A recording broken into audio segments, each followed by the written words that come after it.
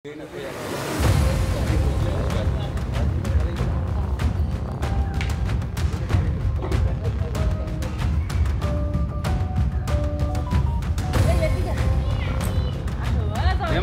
ID সব দেই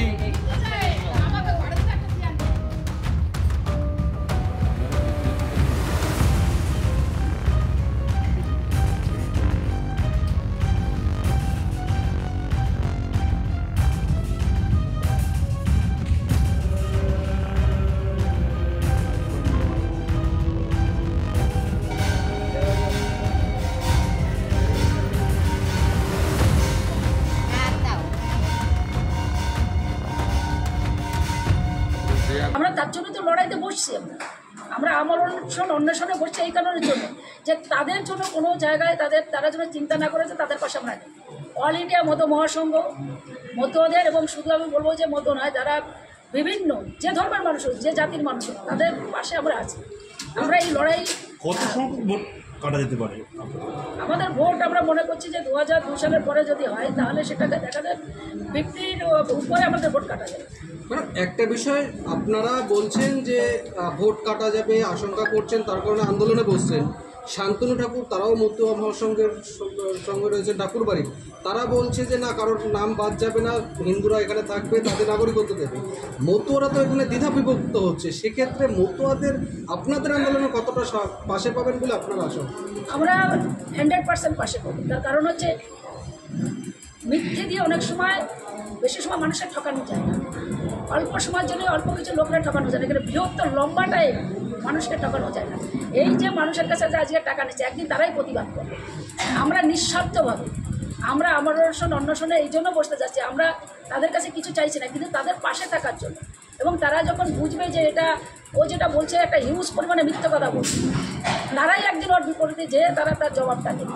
আমরা চাইছি মানুষের পাশে থাকে, মানুষের যাতে হরিগুরুজের চিন্তাভাবনা, অন্যায়ের বিরুদ্ধে লড়াই করে, এবং সেখানে দাঁড়িয়ে আমরা মানুষের পাশে আসি। মানুষের যাতে আমরা কাজ করতে পারি অল ইন্ডিয়া মতো, সেটাই আমাদের মনে করবো। এই অল ইন্ডিয়া মতো মহাসংঘ কার্যকারী করার জন্য আমরা আজকে রাস্তায় নেমেছি। আমরা অলরেডি বিভিন্ন জায়গাটা চলছে, আমরা অলরেডি করছি, এবং আরও সেটাকে ইউজ পরিমাণে আমরা করতে পারি। তার কারণ হচ্ছে আমরা বিভিন্ন বিধানসভায় আমরা প্রতিবাদ মিছিল করছি, বিভিন্ন জায়গায় আমরা ফেসবুকে, তার সঙ্গে যেখানে আমরা যাচ্ছি হরিসভায় সম্মেলনে, সেখানে আলোচনা হচ্ছে যে আপনারা এটা করবেন না। মতো ধর্ম হচ্ছে সূক্ষ্ম সনাতন ধর্ম, সেখানে তারই একটা আমরা ডাল, কিন্তু হিন্দু কোনো ধর্ম নয়, সেটাকে হিন্দু বানাচ্ছে। এই যে মানুষের ভিতরে মানুষকে বিপদে পরিচালনা করার জন্য, এবং আমি বলবো তারাই তো করছে, যে রাজনীতির ভিতরে শান্তনু ঠাকুররা গেছে, সেই রাজনীতির থেকেই তো আজকে এইগুলো করছে। তারা কেন আজকে তারা তাদের পাশে থাকবে?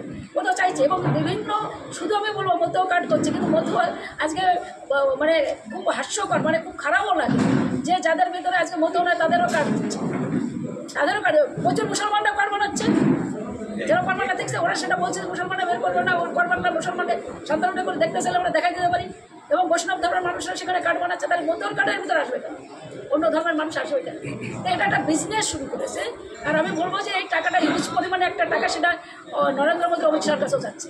আর যদি না যায় তাহলে কেন আমরা এত মিডিয়া করা হচ্ছে, এত প্রতিবাদ করা হচ্ছে, এত কিছু করার পরে তারা কেন সেটাকে বন্ধ করছে না? আমি বলি, গত কয়েকদিন আগে ঠাকুরবাড়িতে এক গোসাই সম্মিলন হয়েছে। সেখানে আমাদের এক ভগবানের আবির্ভাব হয়েছে, যিনি ঠাকুর বংশের সন্তান। তিনি বলেছে আপনাদের সিএ নাম কেটে গেলে তিনি নাম তুলে দেবেন। তিনি কি সুপ্রিম কোর্টের জাস্টিস বলেন তো? তিনি নতুন আইন এনে ইলেকশন কমিশনের কাছে তিনি আপিল করবেন, তাহলে এতদিন তিনি আপিল করার সময় পায় নাই। লোকেরে ভুলভাল বুঝিয়ে মতুয়া কাট করেছে, যে মতুয়া কাটে কোনো কাজ হয় না। ও শুধু বাড়ির বউরে আর পাড়ার লোকে একবারই অনুষ্ঠানে গেলে দেখানো যায় গলায় একটা বেল্ট আর একটা ফিতা আর একটা ফটো, ও কোনো কাজে লাগে না। ওই বেশি জোর হলে ওই ঠাকুরনগর থেকে বারাসাত হাবড়া বন্ধু যাওয়া যেতে পারে, তার বেশি ও কোনো কাজে লাগে না ট্রেনে। তাও দল থাকলে একা গেলে অ্যালাউ হবে না, বুঝলেন? এই তো মতুয়া কার্ড। এসআইআর হচ্ছে মানে এই মানুষগুলোকে মারার চক্রান্ত হচ্ছে। যে 11খানা নথি দেওয়া রয়েছে, তার মধ্যে কি কোনো কার্ড বা মতো যে কার্ডের উল্লেখ আছে? না না, এগুলো তো ঢপের চপ শুধু। যত পাচ্ছে মরার সময় হরিনাম। এখন ওরা কি বলবে, ওরা কিন্তু পাগল হয়ে গেছে। মূলত বিজেপির ভোট কিন্তু শেষ বাংলায়। ওরা এখন যখন যা না হয় তখন তাই বলছে। এই এসআইআর এর নাম কাটা যাচ্ছে কাদের বলেন তো? এই যে নদিয়া, বনগাঁ, 24 পরগনা দিয়ে কারা? এরা নমশূদ্রই কিন্তু 80%। এরা নমশূদ্র, এরা মতুয়া, এরা ছিন্নমূল মানুষ। এই 2004, 6 সাল, 8 সাল, 10 সাল, 12 সালে, 15 সালে এসছে। এদের নামই কাটা যাচ্ছে। এখানে রোহিঙ্গা কই? আপনারা এসআইআর হয়ে গেলে আপনারা একটু লিস্ট নেবেন যে এই যে রোহিঙ্গা বলছেন, কত লক্ষ রোহিঙ্গা এসছে মায়ানমার থেকে। আগামী দিন এই উদ্বাস্তুদের রোহিঙ্গা বানাচ্ছে। মানে মায়ানমার সরকার যেমন রোহিঙ্গা তৈরি করেছে, আমরা আশঙ্কা করছি আমরা শেষ। আমাদের ভোট নিয়ে সরকার হয়েছে, আমরা বেনাগরিক। এই সরকারটাই তো বেনাগরিক। তাহলে কি আপনারা এই দেশে থাকতে পারবেন না? শোনেন, দেশের থেকে বাংলাদেশ সরকার এদেরকে নেবে এটা মনে হয় আপনার? এই দেশে কৃতদাস গোলাম হয়ে ওই আদানি আম্বানির কলকারখানার লেবার ছাড়া আর কিছু হবে না। এদের শিক্ষা থাকবে না, এদের নির্বাচনের অধিকার থাকবে না। আপনাদের জন্য তো লড়াই করছে মমতা ঠাকুর, ইতিমধ্যে ঘোষণা করেছে 5 তারিখ থেকে তিনি অনশন। না, তিনি তো আমাদের জন্য আগাগোড়াই লড়াই করছেন, আমরা সেই লড়াইয়ের সঙ্গী। আপনি আমাদেরকে দেখতে পাবেন, আমি উপস্থিত থাকবো সেই অনশন মঞ্চে। এবং যারা গোসাই, পাগল, সাধু, দেশভাগের বলি মানুষ আছেন, উদ্বাস্তু আছেন, বিভিন্ন ধর্মবর্ণের মানুষ আছে, আমি সকলের কাছে অনুরোধ করব, এই আগুন জ্বলেছে, আপনি না পুড়লে আপনার ছেলে পুড়বে, আপনার মেয়ে পুড়বে, আপনার জামাই পুড়বে, কেউ না কেউ পুড়বে।